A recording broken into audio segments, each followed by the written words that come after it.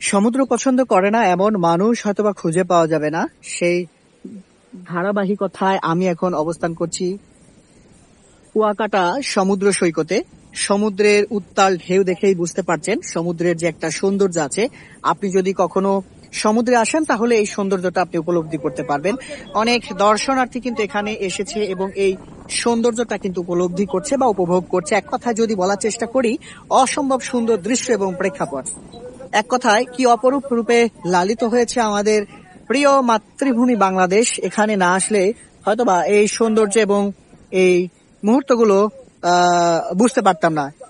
তবে ভ্রমণ পিপাসু মানুষ যারা আছেন, আমি আপনাদের উদ্দেশ্য করে বলবো, আপনারা যদি কখনো কুয়াকাটা সমুদ্র সৈকতে আসেন তাহলে অবশ্যই আপনারা হাতে সময় নিয়ে আসবেন, কারণ এই সৌন্দর্যটা দেখতে হলে আপনাকে উপলব্ধি করতে হবে। বিশেষ করে গোধূলি লগ্নে, অর্থাৎ সূর্যি মামা যখন অস্ত যেতে যায়, এই মুহূর্তটা যদি আপনি ধারণ করতে পারেন তবেই কুয়াকাটা অর্থাৎ আমাদের যে এই সৌন্দর্য, অর্থাৎ কুয়াকাটার যে একটি আসল সৌন্দর্য, এটা কিন্তু আপনি উপলব্ধি করতে পারবেন, যেটা কিনা অসম্ভব সুন্দর দৃশ্য এবং প্রেক্ষাপট। অনেক মানুষ কিন্তু এখানে এসে দাঁড়িয়ে তার পরিবার পরিজন আত্মীয় স্বজন সবাইকে নিয়ে কেউ বা সেলফি উঠাতে ব্যস্ত, কেউ বা দাঁড়িয়ে দাঁড়িয়ে এই সুন্দর মুহূর্তগুলো উপলব্ধি করছে। এক কথায় আমি যদি বলার চেষ্টা করি, অসম্ভব সুন্দর দৃশ্য এবং প্রেক্ষাপট কিন্তু আমরা এখানে লক্ষ্য করছি।